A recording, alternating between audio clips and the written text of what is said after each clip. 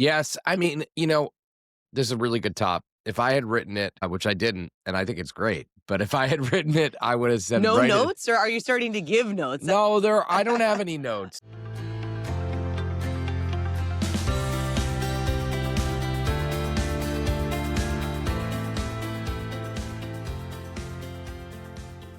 Good morning, I'm Anna Palmer. And I'm Jake Sherman. And welcome to the Daily Punch, brought to you by Punchbowl News. It's Thursday, December 4th, 2025. Let's get in the mix. Here are your Washington headlines of the day. Number one, the leadership vacuum when it comes to the Obamacare cliff. Number two, Senate Republicans approach the danger zone on appropriations. And number three, Republicans on edge about the midterms. All right, Jake, we have a terrific AM edition. Leading off the top, looking at how the shutdown for Democrats, they kept on saying, they had finally made the Obamacare cliff the story in Washington. It seemed like Republicans and Democrats might get together with some kind of deal. But since then, we have really seen a drop off in negotiations and coming together when it looks like this is just going to be a messaging war and nothing more. Yes, I mean, this is a really good top. If I had written it, which I didn't, and I think it's great, but if I had written it, I would have said No write it. notes, or are you starting to give notes? No, I don't have any notes. I don't have any notes. I'm just saying in an alternative universe where I wrote this top, which I'm happy I didn't because I'm tired. We were just saying before we got on here, it's been it's a long push here in December. I am tired, but it's okay. I am always energized. If you look around the Capitol and you look at the White House, it doesn't seem like millions of Americans are going to be see their premiums skyrocket in, 27 days, right? Yeah, 27 days. It doesn't seem like that. It just doesn't. Like, the urgency is not there, right? No, I've heard rumors all week of a White House meeting with Republican members. But there's been nothing. There's been nothing. And I had a White House official say to me, or maybe it was a congressional official, I can't remember who it was, but someone said to me when I was asking about this, they were like, it seems like members are trying to will this into existence. Like, meaning no one's doing anything and members want them to. Well, I mean, you have moderates and you've got some people trying to make some magic happen, but right? I mean, that's actually the point here, right? Right. Like the point of this top is that like the leadership is nowhere and the rank and file is agitating because they're the ones that are going to have to go out there and run these races in tough districts where people's premiums are going to be through the roof. And I don't know, like it's interesting. Republicans say all the time to me, well, why aren't Democrats getting blamed? So why should Democrats get blamed if you control everything? Their view, and I'm just going to leave this out there. People could decide. We report that you decide, Anna. They say, well, Democrats put this into law and they had it sunset. Of course, they had it sunset for budgetary reasons, but whatever. And also they say, well, Democrats voted against the reconciliation package, which at the time included cost sharing reductions, which actually don't lower premiums, but lower out-of-pocket costs. In some cases, they lower premiums. But so we're in the finger pointing blame game at this point. Moderates are getting hosed. We're going to see today, Anna, Josh Gottheimer and Jen Kiggins leading a group unveiling a new framework. Brian Fitzpatrick has his own compromise bill, 2-year credit extension meant to reflect White House, Senate, and House feedback. So people are agitating, and I don't know. What else? You have any other thoughts I mean, on this? in the era of Congress where it is all leadership driven. Right. I mean, at the end of the day, what gets done comes from the top. It's fine. They can throw out proposals and they can maybe go back to their districts and say, I tried. I gave it the college try. But unless you have John Thune and the Speaker, Mike Johnson, and the White House, right? I think the big gaping missing figure here is President Donald Trump. Right? Nowhere. I mean, we've been talking about this Zippo. for months that without Trump, you are not going to get conservative Republicans on board with a package that is going to extend these kinds of things. Can I also say, Anna? What? You might not even get it with him. And that's probably their calculation. But without them, there's not even a shot. And so where, this looks like it's heading down the pathway towards messaging bills, being taken up in the Senate, and Democrats are back to their kind of talking points of a clean, extension. Republicans are looking to, kind of move on from this and say, hey, this is a Democrats' problem. And so we're really back to square one in some ways. I would also say, and we don't have to keep harping on this. Mm, The White House has not really taken a position, as we said in Monday's edition, like they're not going to release a plan. sure. They've basically said this is a congressional problem, and Mike Johnson, we should say, and this is what I wanted to add, says there's a plan forthcoming. Mm. He says he's building consensus. Steve Scalise says that as well. There are a lot of people who do want to vote on this in the House, so We we'll see. will have to see. I mean, at this point, and we talked a lot about Mike Johnson this week. He's got a lot of his own problems ahead of, but Yep. besides Oh trying to yeah. figure out a pathway forward on healthcare, an issue that Republicans have struggled with for a decade plus.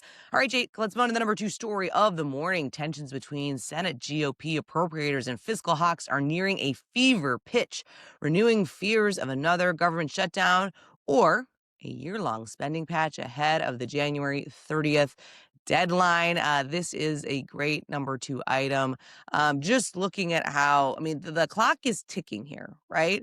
And you have appropriators like Susan Collins, Katie Britt, and others who have been trying to push forward a massive package of bills. And we're realizing just how difficult it is and how, not unified Republicans are here. Yeah, this is a war between fiscal hawks and Senate Republican appropriators over appropriations.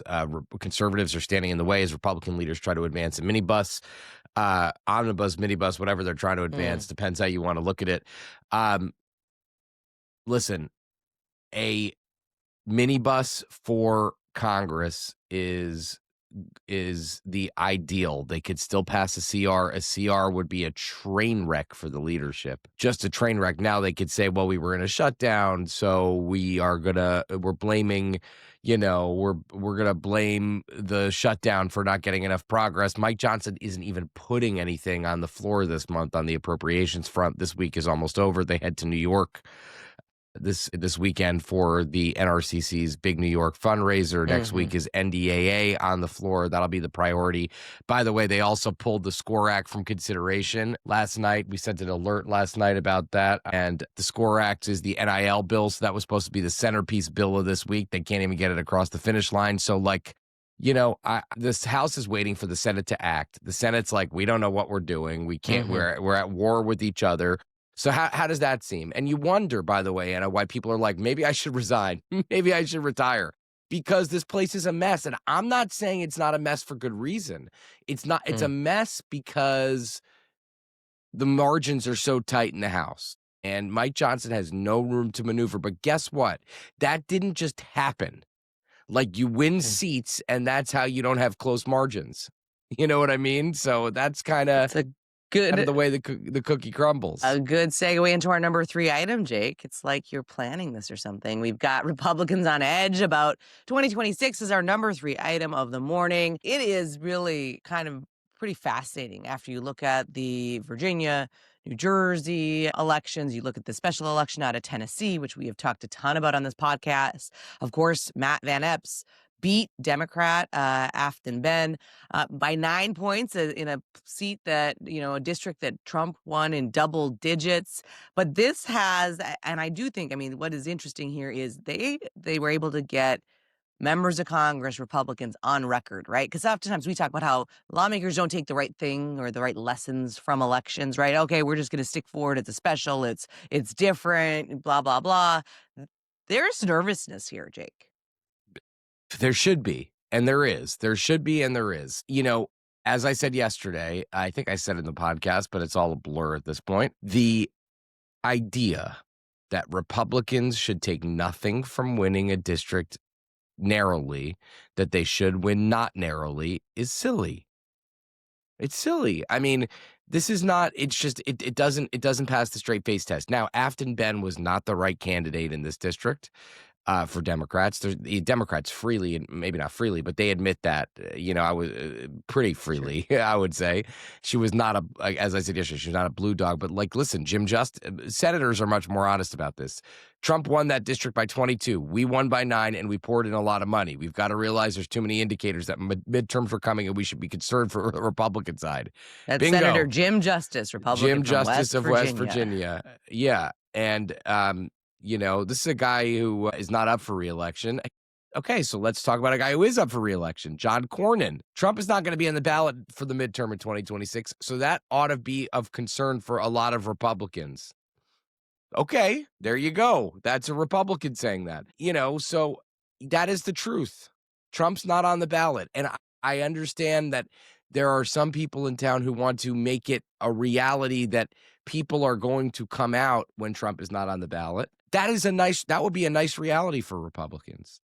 Yeah, it didn't happen in 2018 or 2022. I mean, if you look at history, and I think what we are going to have, I'm really excited. We have Elise Stefanik, Republican from New York, on Flyout Day. That is our YouTube video show coming out later today. But we are going to talk to her about this because, she is obviously, I think when you look at the earlier stuff we're talking about, the discontent, the frustration, the idea that Republicans in the House had to pull this NIL bill is because, folks like her are running for governor and other seats and are frustrated with the leadership here and the fact that, they aren't doing affordability bills or talking about things that they think are going to help them win the midterm. I don't think it's that big of a stretch to say that doing an NIL bill is not going to be the reason why somebody comes and votes for the majority of people in the midterms. I agree with that, and there's a lot of people who are saying that. Lauren Boebert responded to me on X saying that the other day. I think Chip Roy said something to that degree. Listen, Congress can't only do Sure. Well, they can't only do one kind of thing. So I'll defend them on that. And you and I have talked to Charlie Baker in the past. There's a lot of it. I'm not saying there are constituencies that are interested in NIL and that it is they've been pushing hard for this legislation. I just think it is an example of the idea that fine, they can chew and walk, chew gum and walk at the same time. Gum. Whatever the phrase is at this point, before 5 a.m., it's a little foggy. But I'm just saying, I think there is where are the priorities, right? You can do the other things at the same time, but if you don't have your key issues here, I think that's where you're getting, and we'll talk to Stefanik about that. I think it's going to be a really interesting conversation. I'm going to add one more thing here, which is you said there are constituencies for this. There are a lot of people who care about college sports. And college sports drive a lot. And, they drive a lot of things in politics, too. You look at people reacting to Lane Kiffin leaving Ole Miss for LSU. People care about college sports. They care about paying athletes. And the NCAA has not, and the power conferences have not been shy about blaming Congress for not doing anything for NIL. So I understand where they're coming from here. And it's a bit of an unfair criticism, but listen, they've got to, as Thune says, they've got to sharpen their message a little bit on affordability. All right, we will leave it there. Thanks so much for listening. We appreciate it. If you like the Daily Punch, share it on social media. Tell your friends. It's the best way for folks to find out about us. And, of course, you can go deeper on all things Punchbowl News at punchbowl.news. Have a great day and stay safe, everybody.